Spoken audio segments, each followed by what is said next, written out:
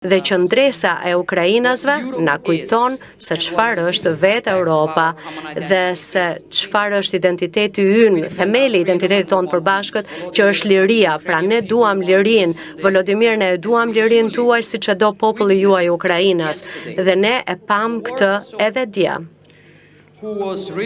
Sepse pam që ju ishit të gatshëm të uleshit në tryezën e negociatave. Dhe kjo tregoi se who looks for peace. Dhe ai nuk ishte. Dhe kjo tregon se kush bën propagandë për paqe dhe kush është i vërtet. Por ajo që ndodhi dje mund të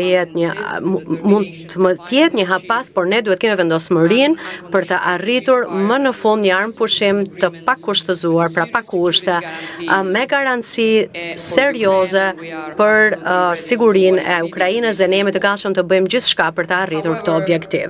Megjithatë, të dashur kolegë, jam shumë dakord me shumë nga gjërat që tha Edi në fjalimin e tij, por të ndërtosh një Europë të re në një botë të re, ashtu siç avokohet nga kjo seancë plenare, për mendimin tim, do të thotë që përpara se të flasim për ato që duhet të bëjmë, duhet të mendojmë se edhe një herë se cilat janë themelet tona dhe të reflektojmë për atë se kush jemi.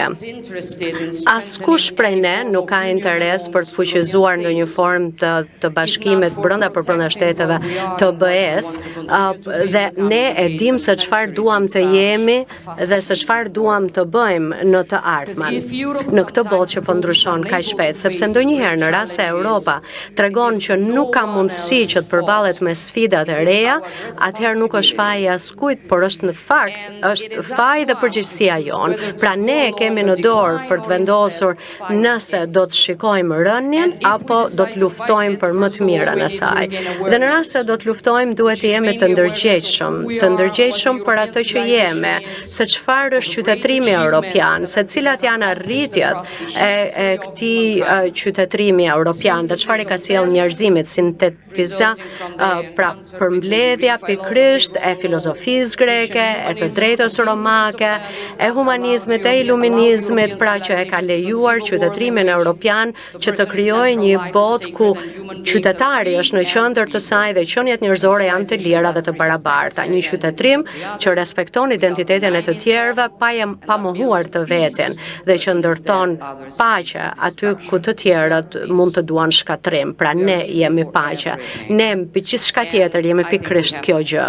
Dhe unë mendoj që së pari nuk duhet të harrojmë këtë çdo ditë, për atë Europë që ne duam të ndërtojmë, për atë Europë që na ka lënë historia. Faleminderit.